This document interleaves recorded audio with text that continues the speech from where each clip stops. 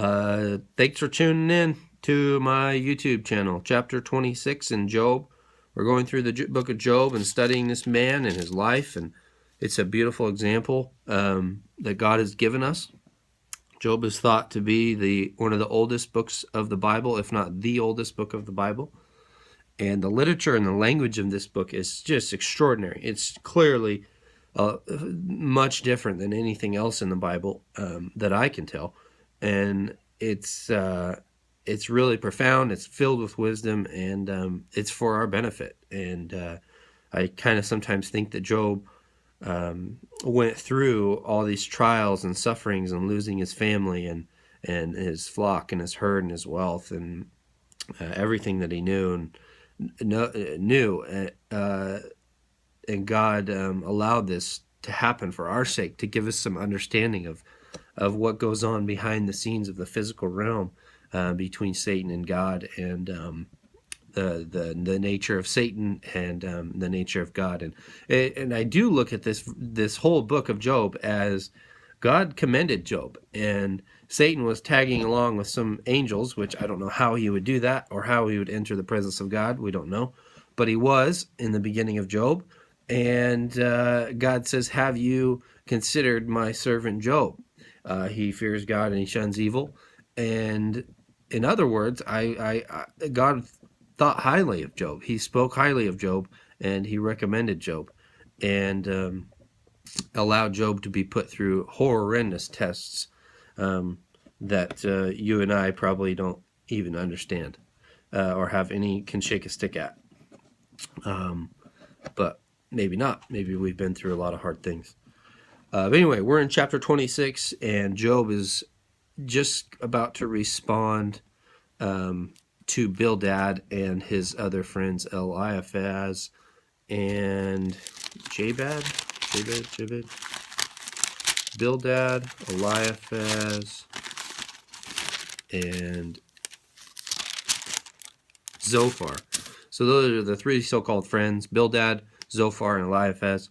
And Job is responding to them once again in chapter 26. He says, "Then Job replied, 'How you have helped the powerless, how you have saved the arm that is feeble, what advice you have offered to one without wisdom, and what great insight you have displayed.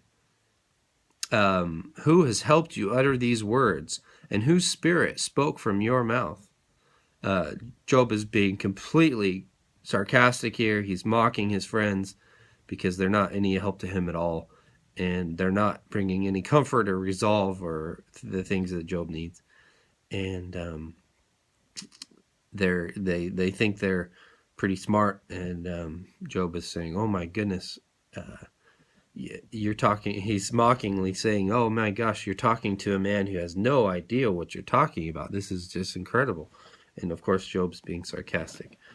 Verse 5, "The dead are in deep anguish, those beneath the waters and all that live in them. Death is naked before God. Destruction lies uncovered. He spreads out the northern skies over empty space. He suspends the earth over nothing. He wraps up the waters in his clouds, yet the clouds do not burst under their weight. He covers the face of the full moon." Speaking of a full moon, this November 2016, we're going to have the largest full moon that we've had in over 70 years. It's going to be the closest moon to the Earth that we have had in a very, very long time, or will have in a long time. So something to keep an eye out this November is a huge moon. Let's see. Verse 9, "He covers the face of the full moon, spreading his clouds over it.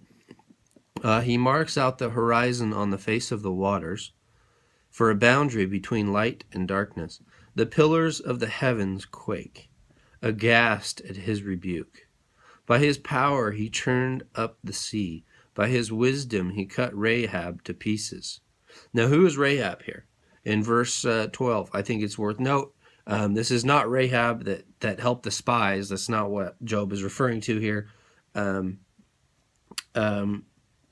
Rahab here I did a little research, and a lot of it's zipping out of my memory, but it refers to Egypt. It refers to demonic oppression. It refers to slavery and a horrible spirit of that. From the little research that I've done, I actually did a lot. I'm spacing what Rahab refers to here, but I know it has something along those lines. But just for clarity, Rahab here is not the Rahab that helped the spies that we know.